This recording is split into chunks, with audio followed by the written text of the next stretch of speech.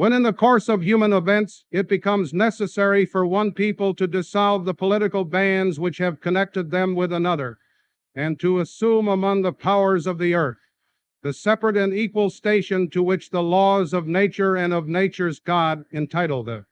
A decent respect to the opinions of mankind requires that they should declare the causes which impel them to the separation.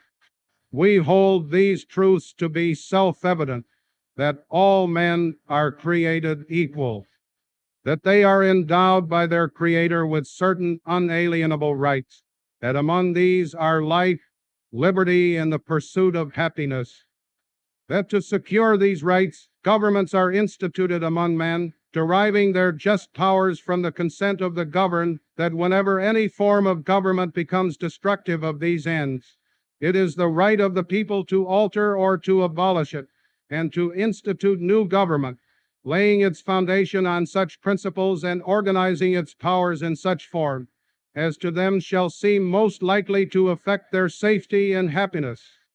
Prudence, indeed, will dictate that governments long established should not be changed for light and transient causes. And accordingly, all experience hath shown that mankind are more disposed to suffer, while evils are sufferable, than to right themselves by abolishing the forms to which they are accustomed.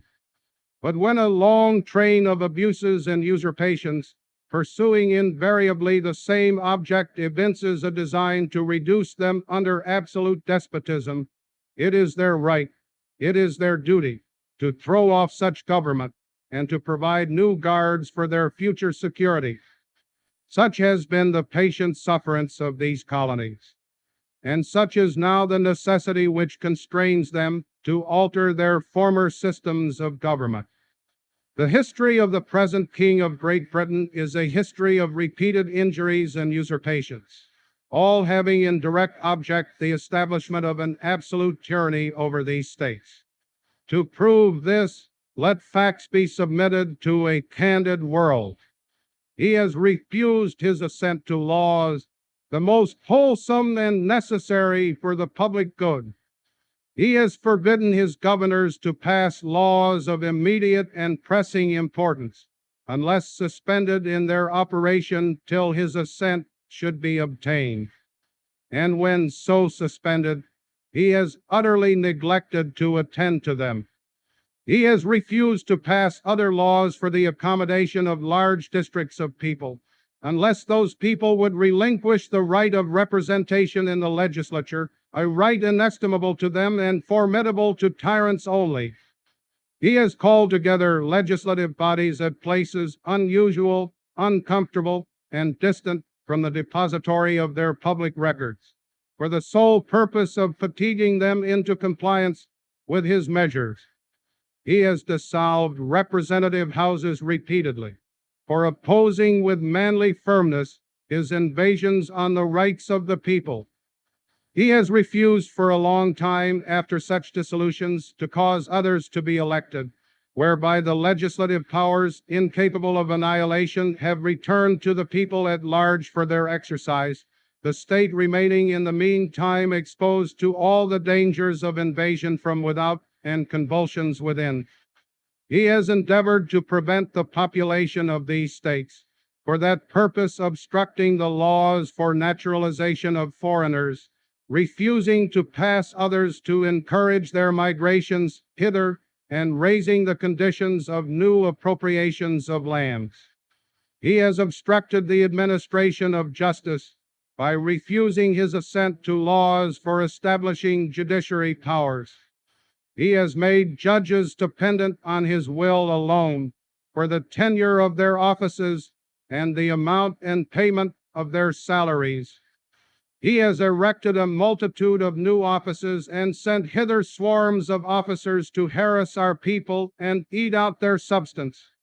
He has kept among us, in times of peace, standing armies without the consent of our legislatures.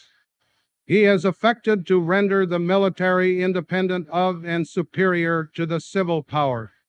He has combined with others to subject us to a jurisdiction foreign to our Constitution and unacknowledged by our laws.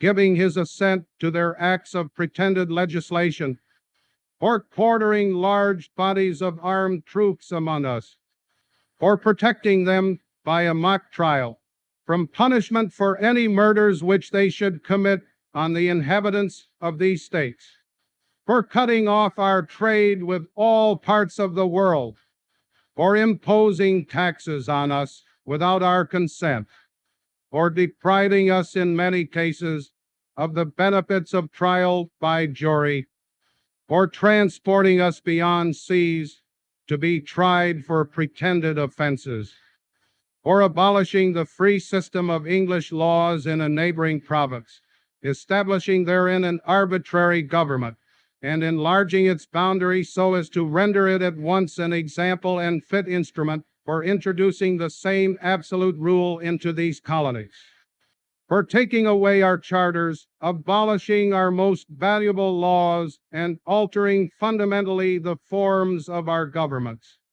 for suspending our own legislatures and declaring themselves invested with power to legislate for us in all cases whatsoever. He has abdicated government here by declaring us out of his protection and waging war against us. He has plundered our seas, ravaged our coasts, burnt our towns, and destroyed the lives of our people. He is at this time transporting large armies of foreign mercenaries to complete the works of death, desolation, and tyranny, already begun with circumstances of cruelty and perfidy scarcely paralleled in the most barbarous ages, and totally unworthy the head of a civilized nation.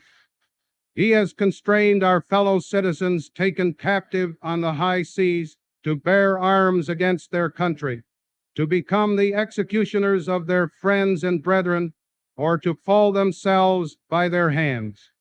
He has excited domestic insurrections amongst us, and has endeavored to bring on the inhabitants of our frontiers the merciless Indian savages, whose known rule of warfare is an undistinguished destruction of all ages, sexes, and conditions.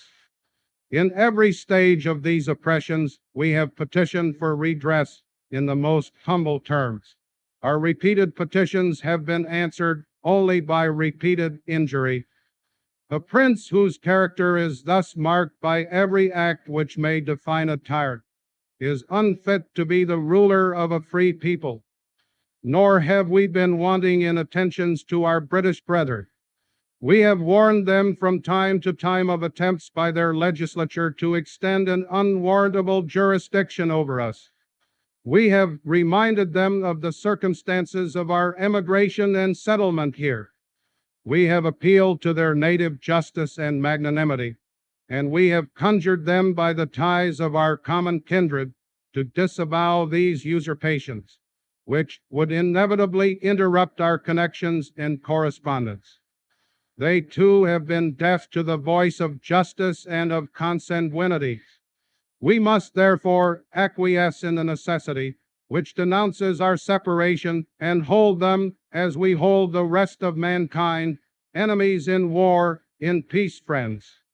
We, therefore, the representatives of the United States of America, in General Congress, assembled, appealing to the Supreme Judge of the world for the rectitude of our intentions, do, in the name and by authority of the good people of these colonies, solemnly publish and declare that these united colonies are, and of right ought to be, free and independent states, that they are absolved from all allegiance to the British Crown, and that all political connection between them and the state of Great Britain is and ought to be totally dissolved, and that as free and independent states they have full power to levy war, conclude peace, contract alliances, establish commerce, and to do all other acts and things which independent states may of right do.